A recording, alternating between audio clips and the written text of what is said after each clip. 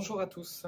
Vous vous souvenez que la semaine dernière, nous avons évoqué la situation de Lot, qui à un moment donné avait besoin de faire un bon choix et tardait à faire ce bon choix. Il a fallu l'intervention miraculeuse de Dieu par l'intermédiaire de deux anges pour l'arracher à une mort certaine. Lorsque ces villes de Sodome et Gomorrhe ont été détruites, ce n'est qu'in extremis que Lot a pu s'en échapper. Il ne s'en est pas échappé seul. Ses filles l'ont accompagné. Son épouse, malheureusement, a perdu la vie en route de par son seul choix. C'est qu'il fallait oublier ce qui était en arrière et elle n'a pas pu le faire. Elle a détourné le regard, elle a regardé une dernière fois en direction de cette ville où elle avait habité tant de temps et puis malheureusement, elle en a perdu la vie. Je vous rappellerai tout de même que si Lot s'en est sorti, bien que cet homme était un homme de bien, était un homme qui tourmentait son âme, qui n'était pas satisfait de ce qu'il voyait par les erreurs, les fautes, toutes les mauvaises choses qu'il y avait dans cette ville, je vous rappellerai tout de même que Lot n'avait aucune influence autour de lui.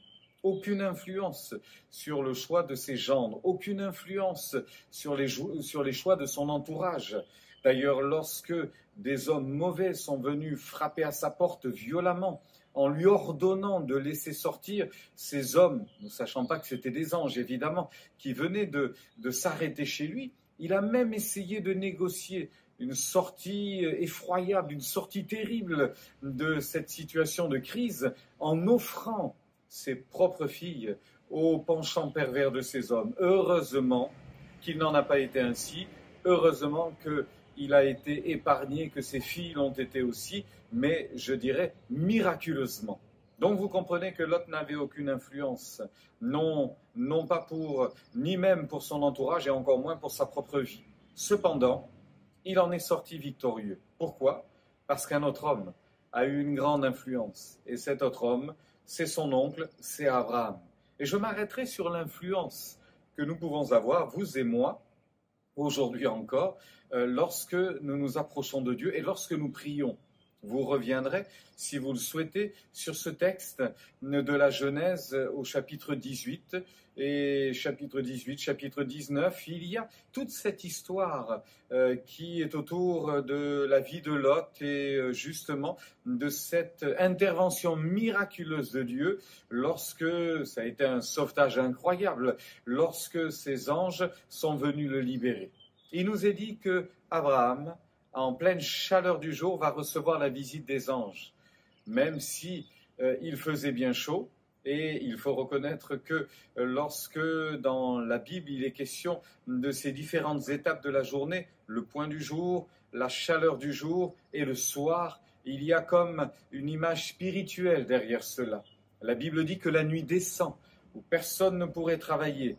La Bible dit que de bon matin, il est bon de chercher l'Éternel. Et on comprend qu'il y a le début de la journée, il y a le début de la vie, il y a le milieu du jour, il y a le milieu de la vie, il y a le soir, la fin de la vie, qui se profile devant chacun d'entre nous. Aujourd'hui, nous sommes à une période particulière de l'histoire du monde où l'on pourrait dire que l'on est vers le soir.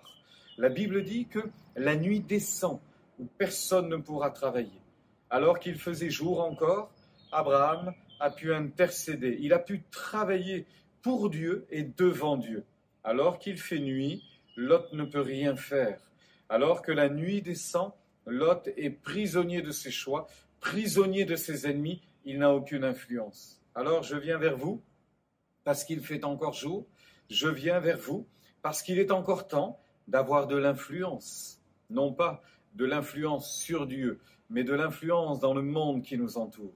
Abraham a lutté, Abraham a prié, Abraham a supplié Dieu de faire un miracle, et Dieu a accompli ce miracle.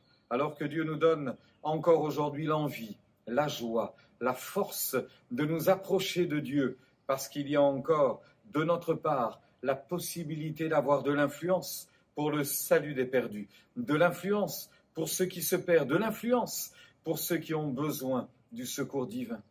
Voyez-vous derrière moi, le soleil s'est levé, le jour va pointer, le jour va se faire de plus en plus, et puis nous aurons toute cette journée encore l'opportunité, la possibilité de crier à Dieu pour le salut de ceux qui se perdent. Alors ayons cette influence, que le sel ne perde pas sa saveur. Ayons encore cette influence et croyons que la prière est d'une grande efficacité, que la prière portera son fruit.